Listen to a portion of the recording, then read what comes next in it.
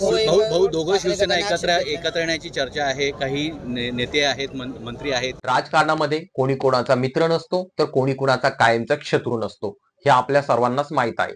आणि त्याचीच प्रचिती आता महाराष्ट्राच्या राजकारणाला येणार आहे की काय असं दिसून येतंय. कारण शिंदे गटाच्या एका मोठ्या नेत्याने वक्तव्य केलंय की लवकरच जे आहे एकनाथ शिंदे आणि उद्धव ठाकरे एकत्र दोन्ही शिवसेना एक होऊ शकतात. तर नेमकं कोणी वक्तव्य केलंय आपण पाहणार आहोत. नमस्कार, मी राज मोरे आणि तुमच्या सर्वांचं स्वागत करतोय व्हायरल बातमीवरती. मित्रांनो, राजकारणामध्ये कोणी कोणाचा कायमचा मित्र नसतो आणि कोणी कोणाचा कायमचा शत्रू नसतो, हे आपल्या सर्वांना माहित आहे. आणि राजकारणामध्ये कधी काहीही घडू शकतं.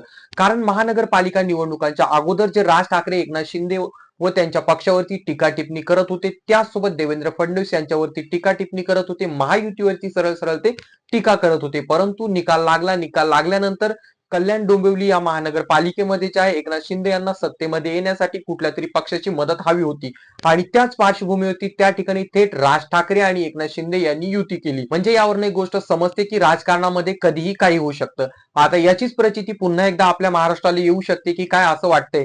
कारण गेल्या काही दिवसापूर्वी जे आहे एकनाथ शिंदे गटाचे नेते असणारे गुलाबराव पाटील यांना जे आहे काही पत्रकारांनी प्रश्न विचारले. त्या ठिकाणी प्रश्न विचारत असताना एका पत्रकाराने थेट त्यांना प्रश्न केला, महाराष्ट्रामध्ये दोन्ही सेना एकत्र येऊ शकतात का व त्याचसोबत उद्धव ठाकरे आणि एकनाथ शिंदे एक होऊ शकतात का, असा प्रश्न केला. तर त्यावरती ते बोलत असताना थेट म्हणाले की राजकारणामध्ये कधीही काही होऊ शकतं.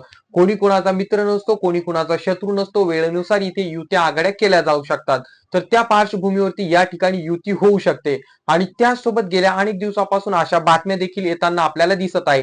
आणि त्यांची युती का होऊ शकते, तर त्या सर्वात मोठं कारण जे सांगितलं जात आहे मुंबई महानगरपालिका. कारण मुंबई महानगरपालिकेमध्ये जर एकनाथ शिंदे आणि उद्धव ठाकरे हे दोघे एकत्र आले तर त्यांचा त्या ठिकाणी म्हणजेच सेनेचा महापौर होऊ शकतो. तर याबाबत तुमचं काय मत आहे खाली कॉमेंट करून सांगा. चॅनलवरती नवीन असाल तर चॅनलला सबस्क्राईब करायला मात्र विसरू नका.